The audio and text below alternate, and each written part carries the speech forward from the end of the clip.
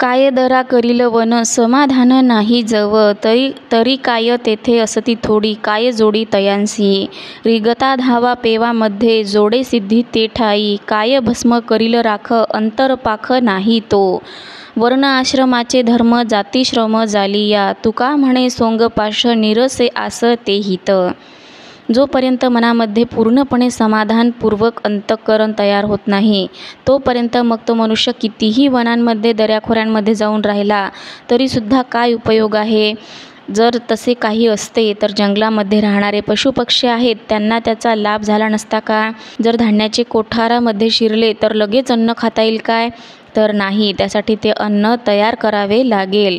अंतःकरण जर शुद्ध नसेल तर कितीही यज्ञकुंडातील राख अंगाला लावली असली तरीही काही उपयोग आहे का?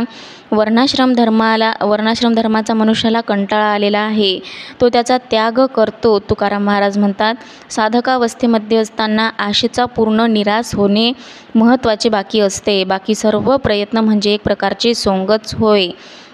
सध्याच्या काळात म्हणजे कलियुगामध्ये फक्त हे सोंगच चालू आहे. फक्त यज्ञ होम हवन करणे चालू आहे.